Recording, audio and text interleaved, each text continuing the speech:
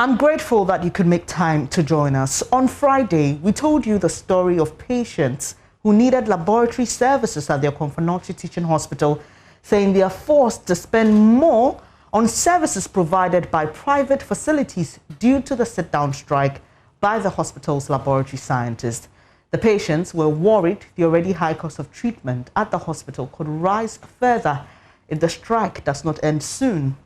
The laboratory scientists started their strike over what they say is the imposition of a medical doctor or doctors to superintend their activities. The Health Service Union workers backed the strike, but was worried it could escalate into a nationwide issue if not resolved. While the Ghana Association of Medical Scientists, JoyNews learned, met with other allied health professionals in an attempt to rally support for what could be an escalation of its industrial action should it fail in its quest to have management of CATH accede to its demands. Today on News Desk, we are moving the conversation forward. Now, the Society of Laboratory Physicians Ghana is a body of pathologists, hematologists, microbiologists, clinical chemists, and histopathologists. Some of their members seem to be in the middle of this raging issue. So joining me on Zoom this morning is Dr. Kafi Akakpo. He is an anatomic pathologist at the Cape Coast Teaching Hospital, and he heads that particular society that I'm talking about. Grateful that you could join us. We've also been joined by Dr. Abudu Rahmani, who is the head of the Ghana Association of Medical Laboratory Scientists. Thank you, gentlemen, for your time. Let me come to you, Dr. Akakpo, because we haven't really heard from your society, which these two hematologists at the center of the Konfanochi Teaching Hospital issue are a part of. What exactly are your concerns with regards to this particular issue? Thank you for having me. Our major concern about this issue is that there is an attempt by a group of people working in a hospital laboratory to annex the entire laboratory to themselves, which we think it's uncalled for and unnecessary. Okay, but I think that this issue, if I'm right, and Dr. Abudu can correct me, has to do with who heads the laboratory and not per se who can work there. Dr. Abudu, am I right? Yes, you're absolutely right. So, Dr. Akakpo, why should this be a problem? The laboratory scientists say this is our field. Yes, some of your doctors or physicians may have specialized in it, but this is our field and we want to head it. Should that be a problem? So it goes beyond the issue of just headship. The two hematologists in question do not head anything in Konfanochi Teaching Hospital. They are just working as hematologists. So the issue is not just that they just are discussing direct fashion. In that case, then this strike shouldn't even happen in the first place, because those two specialists are working as hematologists in the hospital and are not head of anything. Now to the issue of headship. The laboratory in CAS is managed by a laboratory scientist. There's nothing wrong.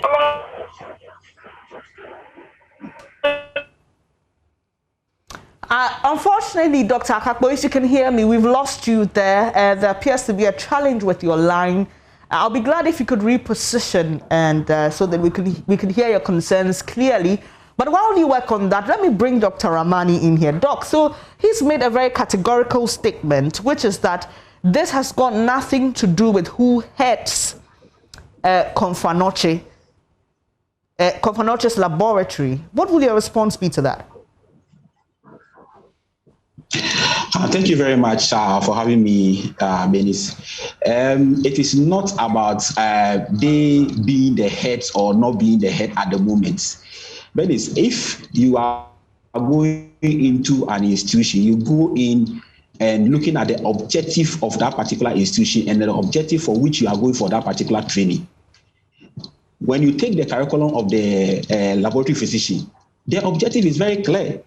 Is that they are going to be laboratory managers across the country from health centers district hospitals, regional hospitals, teaching hospitals, that the laboratory is their territory and that they have to be the head of the place. So for now, they may have come in not to head, but what is the end game? What is the agenda? And that is the reason why when Confanochi publicized the addition requirement, like requesting people to they advertise a position for hematologists, requesting more doctors to come in, then it's clear to us that the agenda is very clear. And we keep on saying that each of us have our own territories. We have our acts which regulate all of us. You take Section 1, Allied Health Professional Council, Section 2, Medical and Dental Council. Each one of us has a territory. So I cannot just stand up and go into a consulting room. I cannot just stand up and go into a gynecologist office and say that because I've done something around gynecology, I have a space here and I should be allowed to work in that particular space and even possibly be the head of that particular space.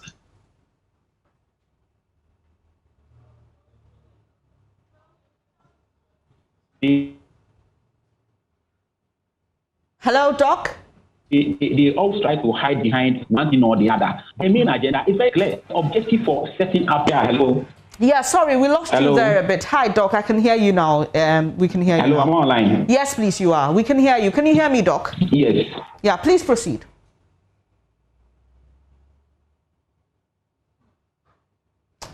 Too bad. It appears we've lost Doc as well. We were just hearing from him.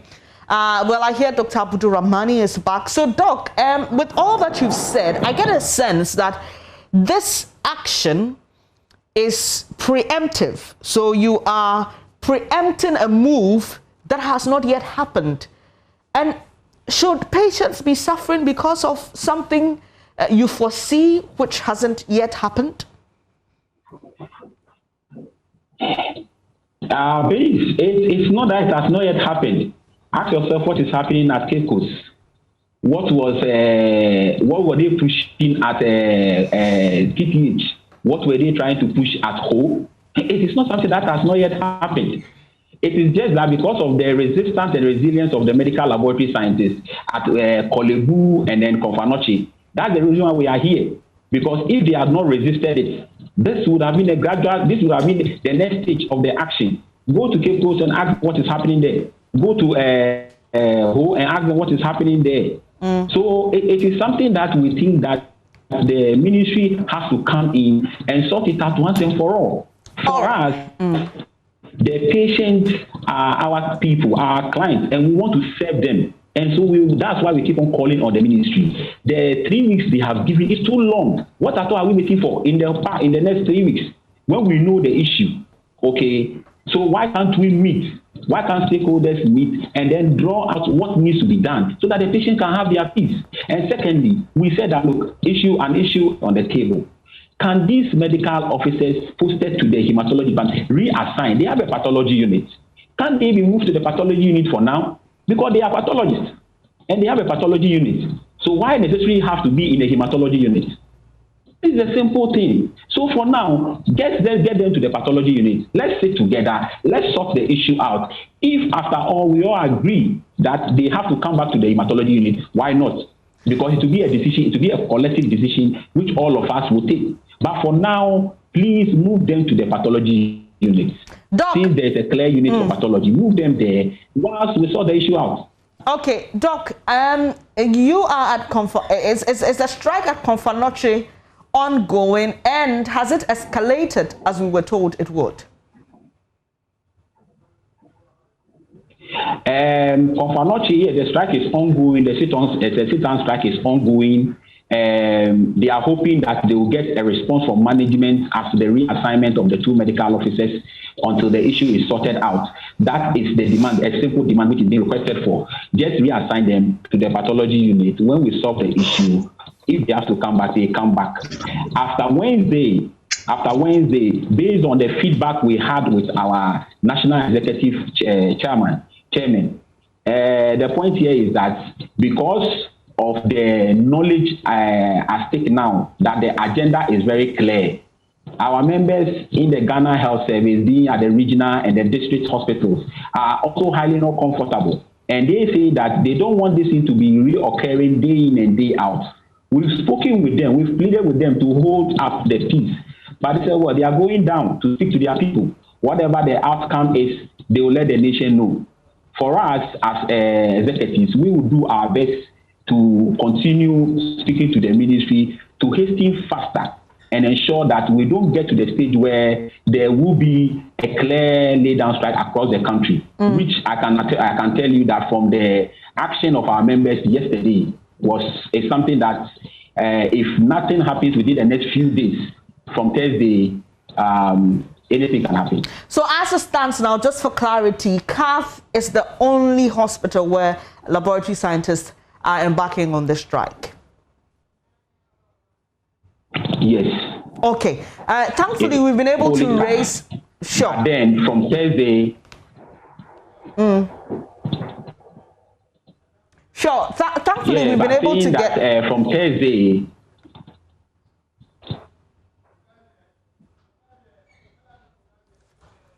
All right, thankfully we've been able to raise Dr. Akakpo back on the line. He heads that Society of Laboratory Physician Scientists here in Ghana. Thank you so much for joining the program again. Now, we've been listening to Dr. Ramani say a couple of things, including why not send these hematologists to the pathology department while we resolve this issue. He sees a clear attempt nationwide to have laboratory physicians take over laboratories, and they're not excited by that. Why should this be difficult for your colleagues in Komfo to do? Okay, thank you very much. The use of the word pathologist, I am sure he's referring to anatomic pathologists, which I am. Okay. Now, when the word pathologist is used, there are many other people involved. There are hematologists, clinical chemists, there are microbiologists, and then there's anatomic pathology, my discipline.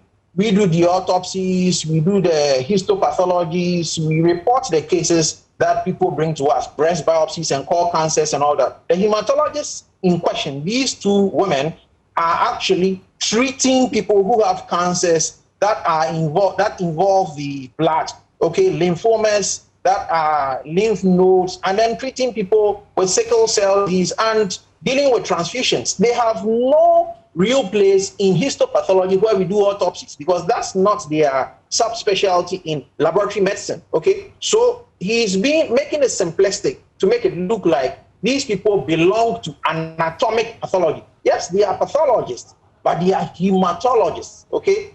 So the umbrella of laboratory physicians has other subgroupings that need to be taken note of when somebody makes a statement like that, okay? And then the Department of Hematology, where they are, has a laboratory. And in addition to that, it has a clinical arm, which includes a consulting room and many other things. So it is very simplistic for him to think that you should just send them over to, let's say, anatomic pathology and let them sit there. No. Of course, they don't have an office even in the laboratory that they are talking about where they work. The hematologists do not have an office in their lab because they've never allowed them to go into that laboratory space.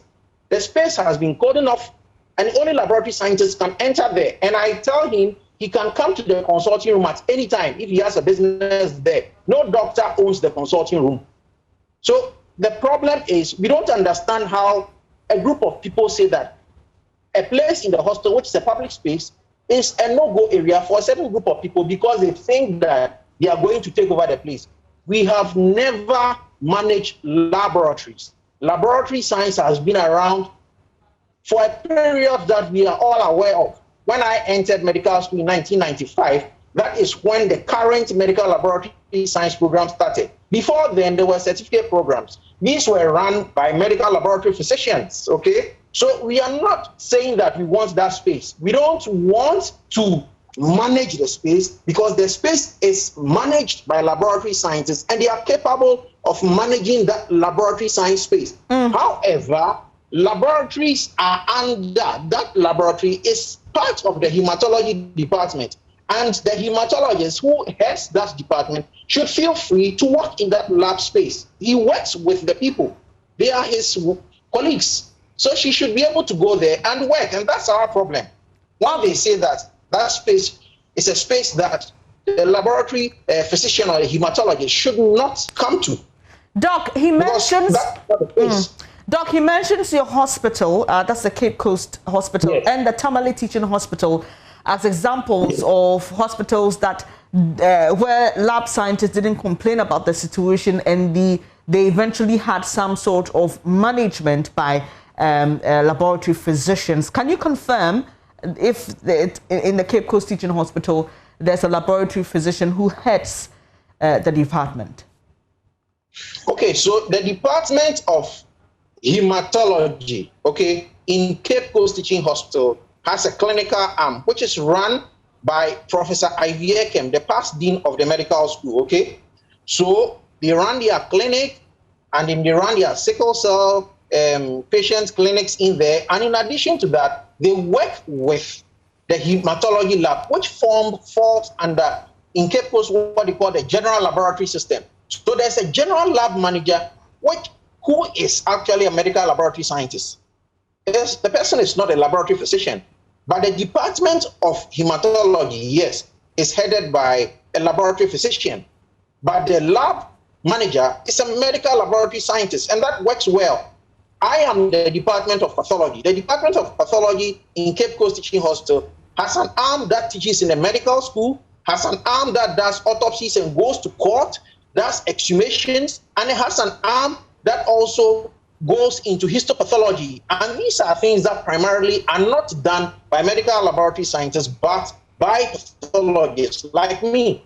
So that department is headed by Dr. Dechi Kwatin, who is a pathologist, okay? So the part of that lab, which is headed by a laboratory scientist, if you are in Kolebu as an example, is the histotechnology and histoscience. That is also a very advanced area of this discipline. Without them, the whole discipline will not be able to continue. So yes, we work together, but I can walk into the laboratory space in Kolebu where the slides are prepared and where STAN and other important things that facilitate the work, my work, are done. And that's okay. And in fact, the head of that laboratory can also come to the office and also discuss issues. We work together.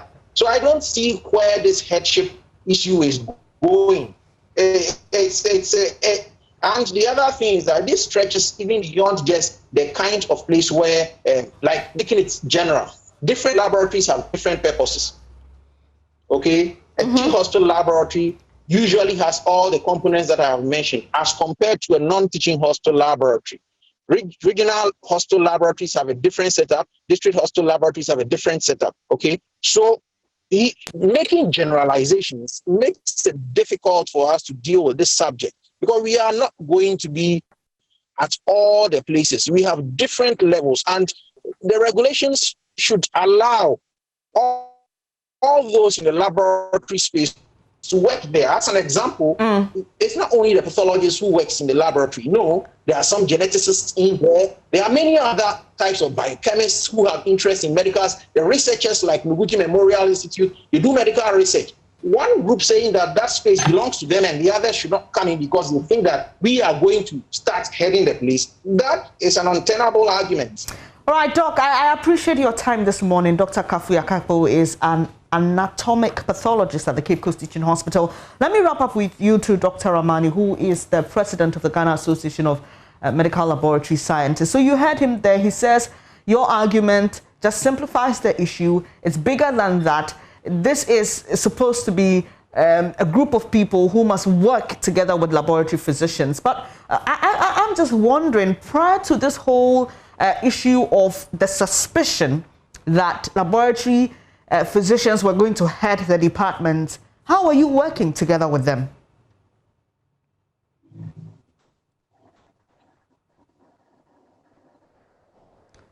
Hello, Dr. Ramani, if you can unmute so we hear what you're saying. Okay, thank you very much. Like I just said, every party will try as much as possible to make things simple to suit his or her argument. In this particular case, he tries also to make things very simple. The question is, if they are at the clinic of Confanochi, then why is it difficult to move them from the hematology unit? The hematology unit is the technical area.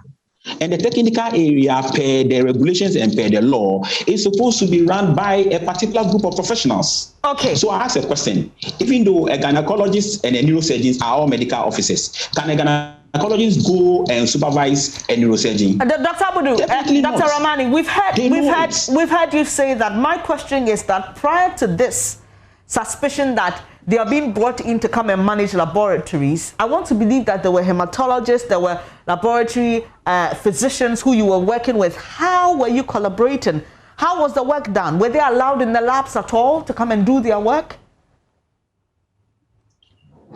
We have been collaborating for as long as I remember. And all the people he mentioned, we have worked, and some of them they have even taught one way or the other. As it is a system where we interact with each other. We've been working with each other. But the point here is that we were having our own territory where our people were handling the situation. Okay, we had laboratory physicians who were with us and they were working along with us. This question of who hurts who was never so much of a problem because we understood each other and we worked together. But when it becomes clear that they have to merge a system, so you have a clinic and then you have a laboratory. The laboratory is not inside the clinic. The laboratory is a public space. Okay, which is regulated and run by another group of professionals. So certainly, a medical officer who has specialized in his field is expected to man her clinic or his or her clinic. And the laboratory scientist who has also specialized in his area is expected to also manage his territory.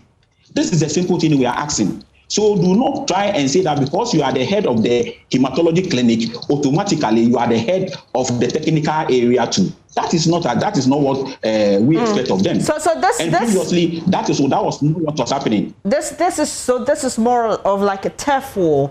If I may, just for purposes of education and understanding. So we've been told like a hematologist will do their basic, bachelor, which makes them a medical doctor, and then they'll go ahead to specialize in hematology. Between somebody who's done that and a laboratory scientist, who is more advanced? Because you just mentioned that sometimes they teach you. We just want to understand in terms of the medical system and profession, who is more advanced? Yes, so let's make it this way. The highest person there is a consultant. Okay, the highest person there is a consultant. So we equally have consultants who also are teaching medical doctors as we speak now.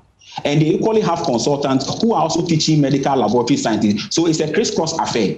And the highest person who is supposed to teach over there is the consultant. So you have a medical officer who has become a consultant. So why would the medical officer who has become a consultant say that he is the rightful person to head even the consultant in a medical laboratory science? Right. That is the basic question. Because you are a consultant, I'm equally a consultant. So why would you move from your medical site and come and head me in my technical area? That's the whole argument. If you have a consultant, we said, let your consultant manage the clinic and let our consultant manage the technical work.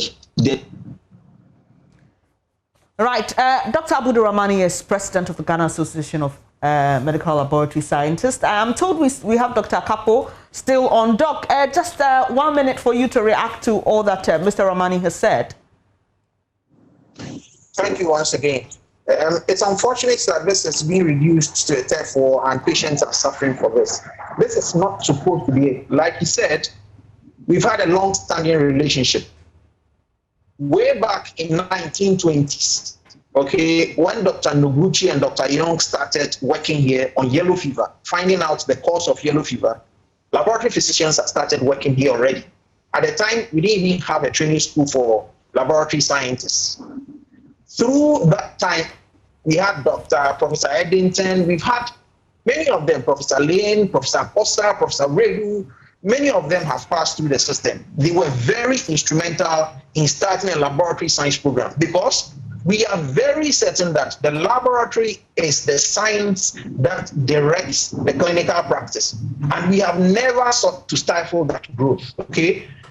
This step war is what is stifling the growth. In fact, laboratory practice is also becoming very automated. And sometimes people are worried that their numbers and the automation becomes an issue because you may lose your job. But this cooperation that we've had has worked very well until recently when some people started thinking that it was all about directorship. Let's face facts. Many of us are not going to be directors, and many of us will never be laboratory managers. There is no way our promotion should be based on a position of directorship. The position should be clear. Our promotion pathway is very clear. In the university, I get promoted to senior lecturer, I go to associate professor, and I go to full professor. It does not matter whether I become director, HOD, or whatever. That is not consequential. Okay, so we should find pathways that make sure that our population, the masses behind us, are also satisfied, and not the fact that one person wants to be director or one person wants to be manager. We have never wanted to superintend or supervise laboratory techs as managers. No, they have their own managers and they are capable of that job. Our issue has always been that let's work together. In the department of pathology, there are scientists and they work in the department of pathology, which is headed by a pathologist. And the technical aspect is managed by the laboratory scientists. It works well. So I do not see the issue with this arrangement and why my friend is complaining about it, and because of that, there's a sit-down strike, and we are talking strikes here. No. But have the two of you had a discussion? You head the Society of Lab Physicians, and he heads the Ghana Association of Medical Laboratory Scientists. Have you spoken about this as heads of these two groupings or associations? It would be good for us to have a discussion, but I think that there should be a mediator. That's why we're hoping that the Ministry of Health or other regulatory bodies would sit us together, because I don't think that people who throw two medical specialists out of a laboratory physically would want to see me. I probably will get beaten, and I'm not interested in getting beaten because people are not willing to listen to what pertains everywhere else. Ghana is making itself the only island in the world. Everywhere else in the world, there is practice that is clear for us to follow. All we need to do is to look at it and we follow it. What is that practice, Dr. Akako? What is that practice you mentioned all over the world? So if you look at the US, the two groups actually work in tandem. I'll use the US because that's one of the best centers. In fact, there's an association that holds the two bodies, okay? Now, like I said, there's the technical aspect of laboratory medicine, which is what is called laboratory science, and it's always managed or led by a technician, okay, a scientist. Then there is the department which holds that as a subset. That department typically has many other arms, including clinical. Sometimes, even for my department, we go to court. So putting all those together, in pathology, the department is headed by the laboratory physician.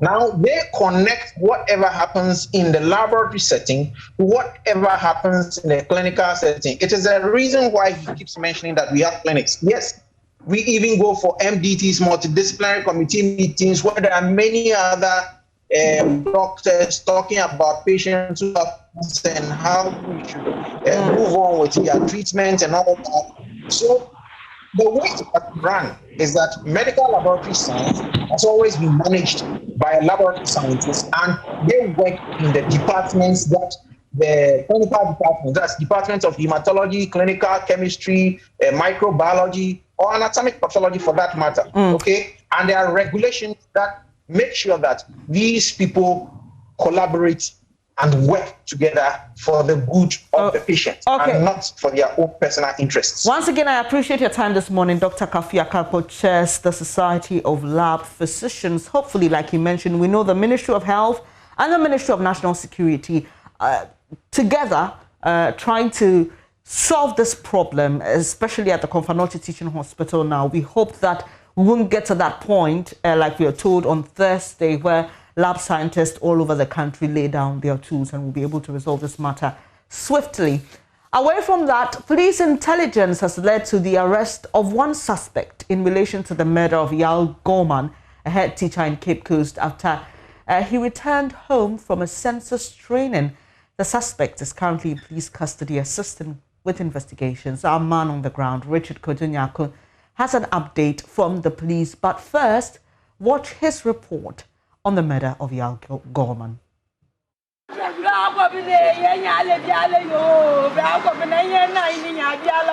So this is the home of Mr. Yahweh Ifa Gorman.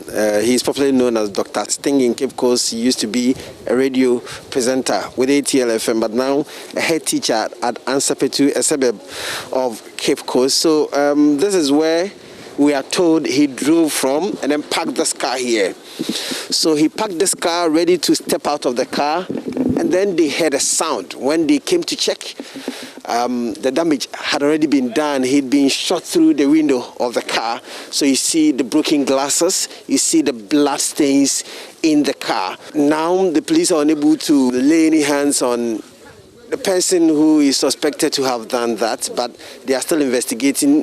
They have picked some forensics from the car. The entire household where he lives is traumatized. They cannot come to terms that their neighbor is gone. We are told that yesterday he returned from a census training at the University of Cape Coast only to drive in, and then he got shot through the window of the car, and they saw him dead, and so they had to take him to the Cape Coast Teaching Hospital mortuary for preservation. And so that is what we have been told by residents, and the police have been here. They've been conducting their investigation very close to the University of the Cape Coast Sports Stadium, and then close to the School of Medical Sciences hostel. We've got one of the neighbors, the co-tenant here, to interact with. You just tell us what exactly happened. What did you hear? What did you see yesterday? Oh, yesterday around 7:40, we were all in our rooms, and we just heard a noise. Boom! There was a gunshot. People were thinking that it would be a knockout or those things. But when we came out, nobody was about. We heard the noise from his wife shouting, "People, come and help me, come and help me." So when we came out, we saw that man has been shot and he was in his car. Not moving, nothing was moving, he's gone, dead. You live with him. I mean, what kind of person is he? He's very fine, cordial with everyone. The relationship with everyone here is very good. When here is like everybody is when you go up, there's a greeting, normal greeting. How are you? I'm going. I want to. Then this is what have been going on. No, he has no issue with anybody. How the person was shot. In fact, it didn't happen in town in anywhere, but right there in his house. In fact, that's what everybody is afraid now. Immediately after the listing, there was nobody. I was the only person in the house. In fact, I took my children to my mommy. So my husband was not in the house. So I called him several times. He didn't pick the call. So, in fact, returning to the room, I thought the person would be in my room. So I started screaming, and I got mad, running around the house. I couldn't, so I went to fell over there. That's Gifty. Gifty is a co-tenant here in this house. So you see, there's so many cars that are parked here. And so he also came to park his car here, only to be shot in the car. It's left the co-tenants devastated. They are even scared. They do not know what to think anymore. They don't know what to do anymore. So the police have been here. They say that investigations are underway. That was Richard Kodunyaku with that report sent in earlier. He joins us via Zoom with some updates. So one person has been arrested. Tell us how the police went about that arrest.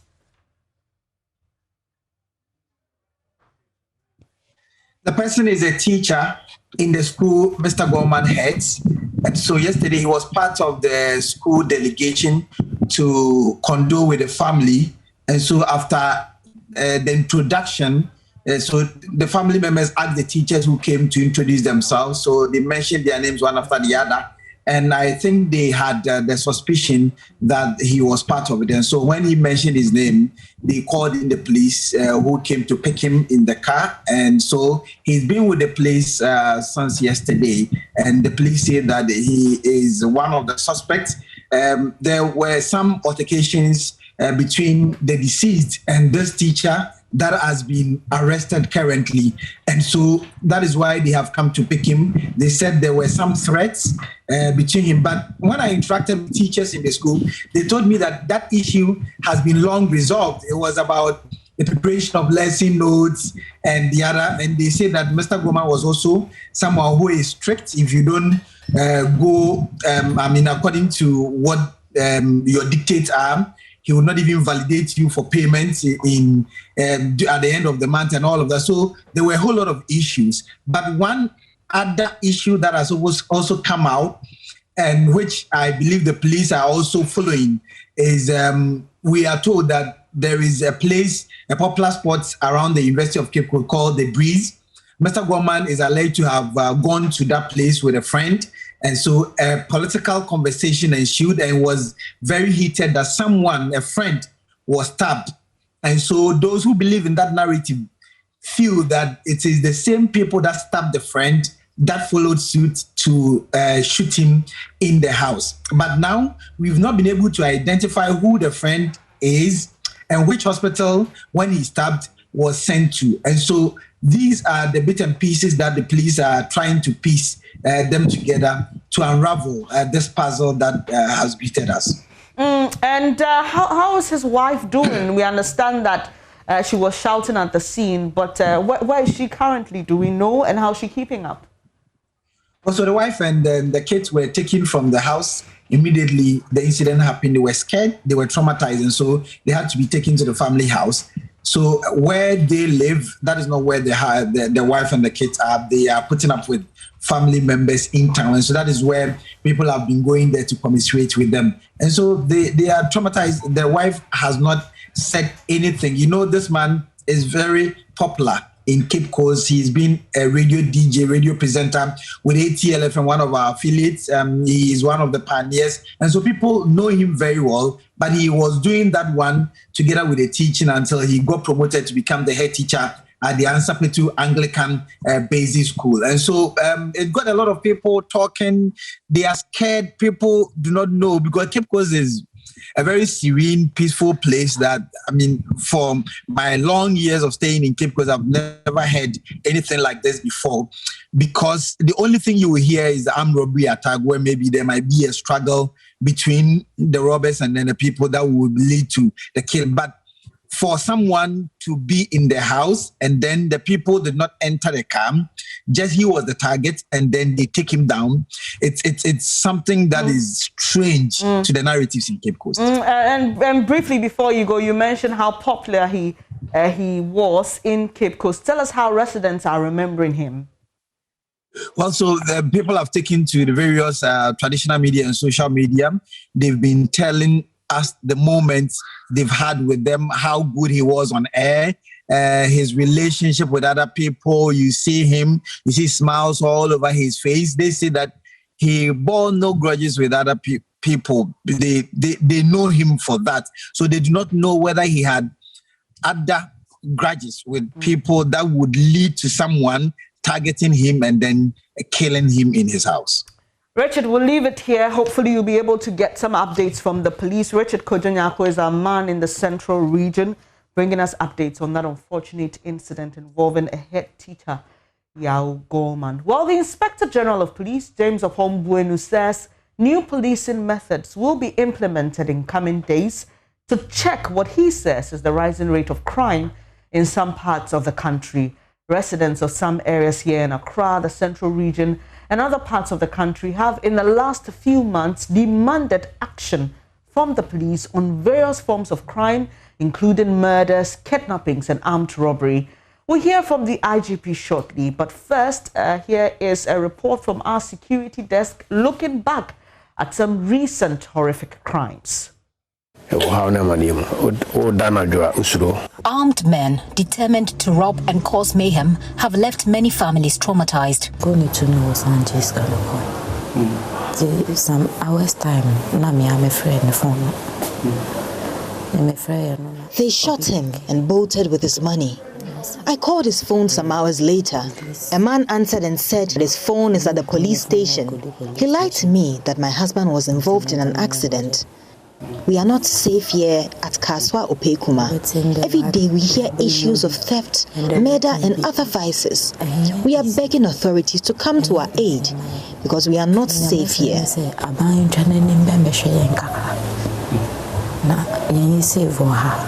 Others engage in crimes such as kidnappings. It was gathered that the suspects were lodging in separate hotels, including Akman Hotel and Last Hotel in Tamale, in preparation to move to Salga, Makango, Bimbala, and Willinsey areas to attack and kidnap people for ransoms. Personnel of the Northern Regional CID raided the two hotels on 13th May 2021 at about 7:11 a.m. and arrested 3 suspects. A search conducted on the suspects revealed the following items. Mohammed Umar had in his possession a machete, 1 mobile phone and cash of 1,500 Ghana cedis. Yusuf Mohammed had in his possession 3 mobile phones, cash of 1,800, and a mobile money of 5,239 cedis on his Momo wallet. Sanda Mohammed, on the other hand, had in his possession 3 mobile phones and cash of 2,561. Suspects will not explain circumstances under which such monies were obtained. They also refuse to lead police to their places of abode for further investigations.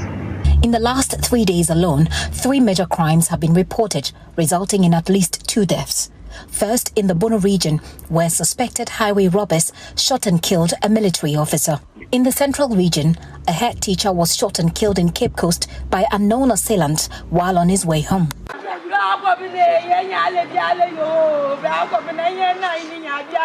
Around 7:40, we were all in our rooms and we just heard a noise. Boom! There was a gunshot. People were thinking that it would be a knockout or those things. But when we came out, nobody was about. We heard the noise from his wife shouting, "People, come and help me, come and help me." So when we came out, we saw that man has been shot and he was in his car. Not moving, nothing was moving, he's gone dead. Also, in the central region, traditional authorities at Gomuafete last week called on the IGP to demolish all structures at the refugee camp at Budumburum because they suspected it is the breeding ground for armed robbers. Here is Chief of Gomuafete, Nana Aboata II. The government should get rid of those buildings over there. I think that place has been a place of hidden place where people, do a lot of things which does not speak goodwill of Budumbrum. So I, Nana Borata, pleading for the government to get rid of those buildings over here so that the place will be vacant so that we can use the place for social amenity. Well, here in Accra, 2 persons were arrested by security officers at the Kolebu Teaching Hospital for attempting to steal several pints of blood meant for surgery. That was a report from our security desk. And with concerns about the increase in an alarming rate of crime in the country, the Inspector General of Police, James Opombueno, has announced the police will place greater emphasis on community policing to combat crime. He admitted there is a perception of increase in crime and charged personnel to ensure maximum provision of security for communities to feel safe. He was speaking at the closing ceremony of a 3-day National Police Command Conference. In this case, we found out, or we had a recognition that the general perception is that in some places, crime is going up.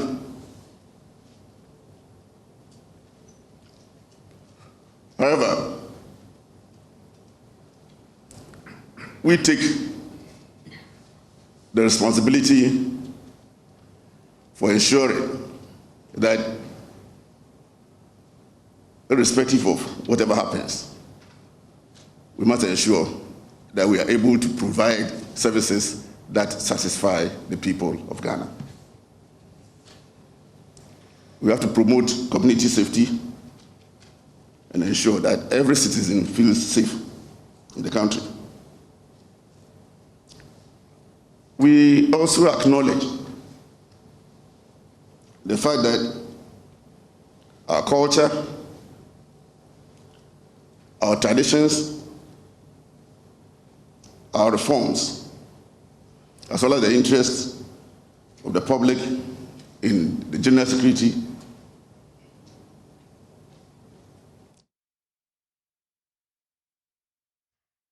IGP James Opombuenu there, you're watching News Desk with me, Bernice Abubeidulansa. Coming up shortly in business, banking consultant says the use of national ID cards for banking transactions will reduce incidents of fraud. There's more shortly, do stay. Laundering.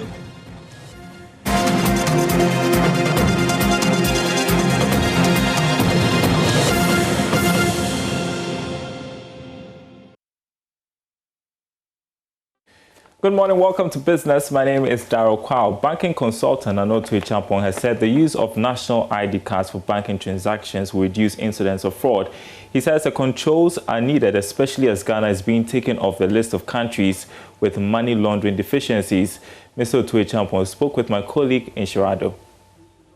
I think it's best for control purposes. And all these are coming about as part of the anti-money laundering legislation. You know, Ghana was recently grey-listed, and fortunately by the end of the month, we are going to be taken off. So you have to ensure that your systems are so seamless that the fraud issues will be reduced. I mean, nobody can eliminate completely, but it will be reduced. So the more cards you have in the system, different types of cards in the system, the more difficult it becomes to reduce the fraud incidences of fraud. So I think having one card to cater for all, where we'll be able to put in the necessary controls, is the way forward, and it's good that we do that. Now, without being cynical, I quite recall when we first had like the SIM registration exercise some years ago. And then soon after that, people could go on the black market and be able to buy pre-registered SIM cards.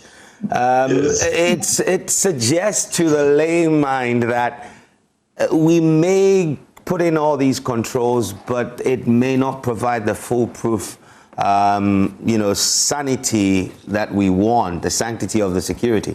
What's your opinion on that school of thought? Yeah, you're right. And then it goes to show that no matter what you do, there will always be some gaps somewhere. And which means that the less different cards you have, the better it is.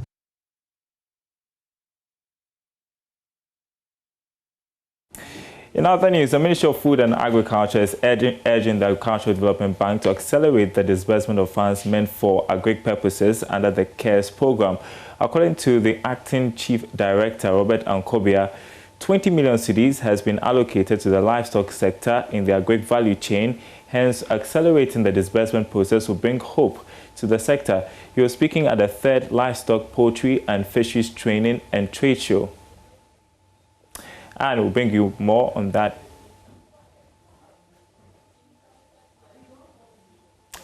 Yes, so that's Robert and Kobia there. We'll bring you more subsequently. Up next is sports. Don't go anywhere.